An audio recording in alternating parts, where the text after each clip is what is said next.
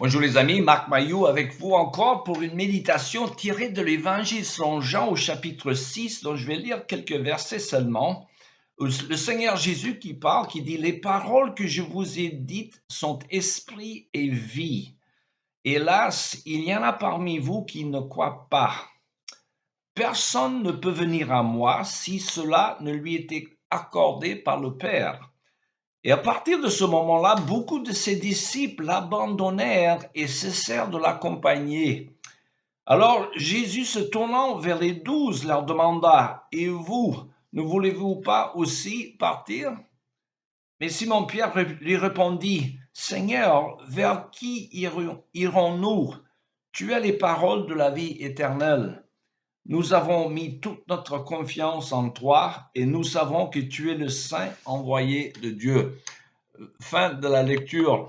Je vous parle à quelques jours après un attentat à main armée aux États-Unis, fou, déséquilibré, raciste, qui a ouvert le feu sur des gens au hasard dans un quartier noir de la ville de Buffalo, dans l'État de New York. Or, ce jeune homme de 18 ans était motivé par des sentiments racistes à l'égard des Noirs. Il va vraisemblablement passer le reste de sa vie derrière les barreaux pour cet acte de haine gratuite, dirait-on, dans le sens où il n'y visait personne en particulier, mais plutôt les gens d'origine africaine. Alors, pour apaiser le public enragé par cet acte, le président Biden a fait une proclamation faisant croire qu'il soutiendra la création de nouvelles lois visant à empêcher les gens d'acheter des armes à feu comme ceux utilisés par le jeune assassin. Mais l'embarras pour les partisans de cette législation anti-armes à feu, c'est que l'État de New York a déjà des lois très sévères qui n'ont pas empêché ce crime.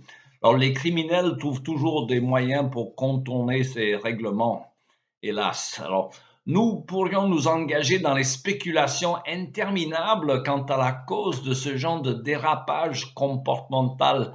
Et qu'est-ce qui a poussé ce jeune homme à commettre ce crime aussi horrible contre les gens qu'il ne connaissait même pas? Alors, des psychologues et des sociologues vont proposer toutes sortes d'explications diverses. On dirait qu'il était mal influencé par sa famille, par son environnement ou peut-être par des jeux vidéo violents avec lesquels il jouait pendant les heures chaque jour. Alors, c'est vrai qu'il ne faut pas négliger l'impact de ces éléments, mais au risque de paraître simpliste et trop concis, je dirais que l'explication de la Bible est tout englobante et plus directe, car des philosophies modernes décrivent de façon compliquée, la Bible décrit en termes très simples, le qualifiant tout simplement de péché, c'est-à-dire le manque de conformité et de transgression à l'égard de la loi de Dieu. C'est la haine au lieu de l'amour, si vous voulez, dans le cœur de l'homme.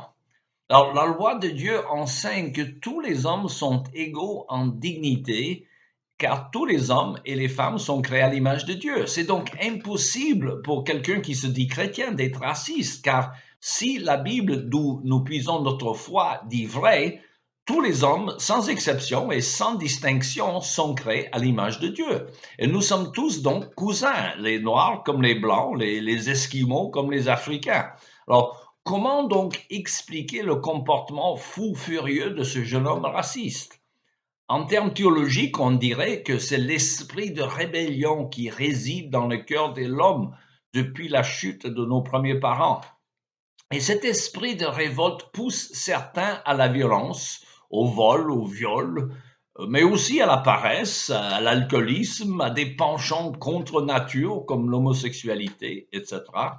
Et notez bien que je ne nie pas qu'il soit né ainsi, car nous sommes tous nés avec certaines prédispositions à l'égard des comportements pécheurs qui varient d'un individu à l'autre et dont certaines sont plus graves pour la société, surtout des comportements violents.